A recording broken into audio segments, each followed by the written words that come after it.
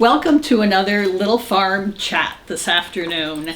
I was thinking that it seems like all you hear during this pandemic is be tough, be strong, do this, don't do that, and that's all we're focusing on. But that's really only part of what's going on. I think this is also a time of grief and loss, and it's really important to name those things as well. This is what I came up with, and some of it may apply to you. There's the whole losing normalcy, just the fact of what you used to do and the way you used to spend your day. It just doesn't happen anymore right now. There's losing the ability to touch one another, to be able to reach out and kind of put your arm around someone or give that friend of yours a hug. I think there's losing trust in those around you, kind of wondering if that person who walked a little too close to you might be carrying the virus with no symptoms, and also losing trust in yourself. Did you wash your hands enough? What if you forgot to do the hand sanitizer ritual? Are you going to be causing anything that you'd regret? They're certainly losing jobs, a huge amount of unemployment, and losing savings with the stock market, it seems like often in free fall. There's losing the security that you might have felt in the government and in our leadership. And just losing a sense of control in your life. This virus just seems to be dictating everything now. But in the midst of the grief, I think there are also instances of great hope, and we need to name those too. It reminds me of a couple of verses from the song, "From a distance there's harmony and it echoes through the land. It's the voice of hope, it's the voice of peace, it's the voice of every man. From a distance we are instruments marching in a common band, playing songs of hope, playing songs of peace. They are the songs of every man." And I tried to, I started thinking about what are some of these kind of moments of hope. And one I came up with, it's certainly small, but I was out in our yard the other day, and there's a hyacinth that's in bloom. It's just a little tiny thing, but it's right in front of our house. And it just reminded me of how resilient we really are, and that life will go on.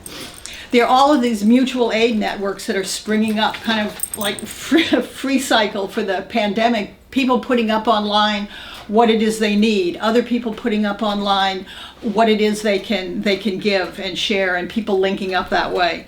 There's the whole telephone tree that Fire and Rescue are doing in Raymond, making an effort to call on people who are living alone or might be particularly vulnerable.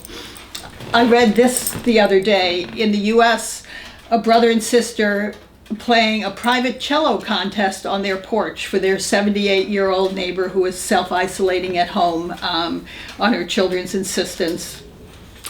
In Italy, from Turin in the north to Sicily in the south, people are using social media to organize balcony singing flash mobs, demonstrating their support for one another despite being stuck in their homes. I've also read on Cape Breton Island in Nova Scotia, there's a musician there that is organizing an online quarantine ceilidh on April 1st. Something to look up if you like Celtic music. In Seville, Spain, there's a fitness instructor who's held an exercise class for people quarantined in their homes. He's leading it from the roof of a nearby apartment block where they could all see and follow his moves. I think those are just real instances of, as I said, of hope and resilience.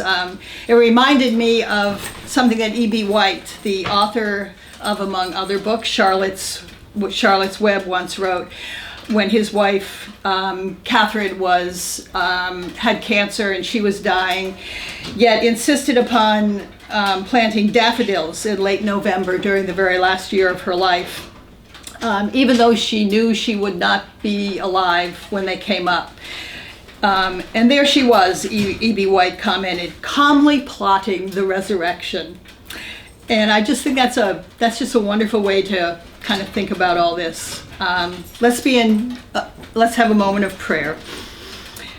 May we who are merely inconvenienced remember those whose lives are at stake. May we who have no risk factors remember those most vulnerable. May we who have the luxury of working from home remember those who must choose between preserving their health or making their rent. May we who have the flexibility to care for our children when their schools close remember those who have no options.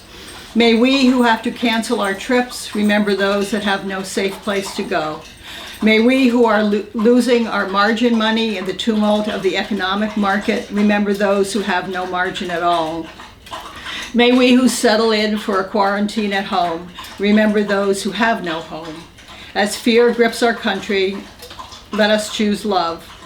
During this time when we cannot physically wrap our arms around each other, let us yet find ways to be in the loving embrace of God to our neighbors. Oh, sorry. Amen. So go now in peace to that place which is special to you, and each one of you do your part to calmly plot the resurrection. Amen. Amen.